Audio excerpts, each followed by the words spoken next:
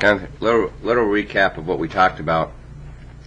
I left for the PGA show, so I'm not at work to see what happened with that video. I thought I sent it out, but so I don't have any of your swings on here, but I can go through the things we talked about, so at least you can see and have some reminders from next time.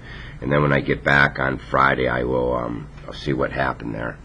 But anyways, look for the setup first. Not as much squatting, more about tilting this way. It's almost pulling in from the front, so you create your angle in your back that way. Don't squat into it. Don't kneel into it. Don't let the pelvis go forward.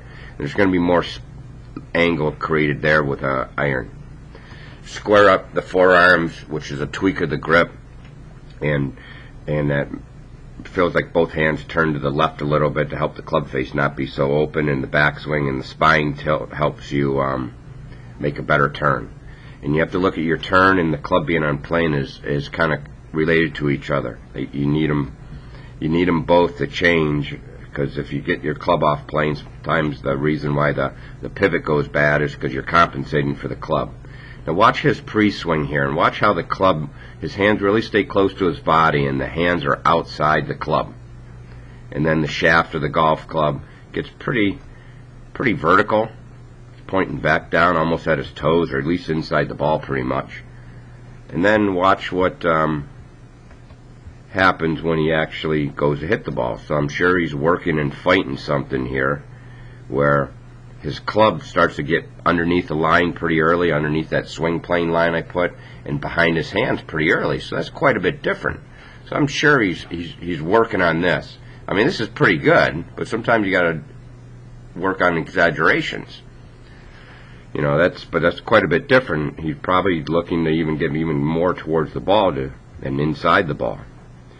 So then the club gets up and then over the shoulder and pointing down, and his right shoulder's a little bit lower. And then I'll show the front view for ball placement, square, but it's the braced left side. So when he turns, he gets behind the ball, and his spine is angled that way. So you need your spine angled away from the target.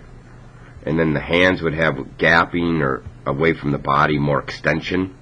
That's where I like that split grip drill, where you go back, have your right hand away from your left hand, so you get your left hand away from right and get yourself extended and more reach. Then from there, the lower body has a chance to move, but you're away from the ball, a very solid left side or back leg, and turn into it. Save that. You got to have your body in better position here. As long as the lower body doesn't go to the left, you can't get your head going to the left too much, so don't worry about that. Find that position, and this position go hand in hand. If you're not there, then the body compensates by having that backwards bend, and then your head's going to the target, and you're in that reverse spine tilt, which you can't get your lower body started.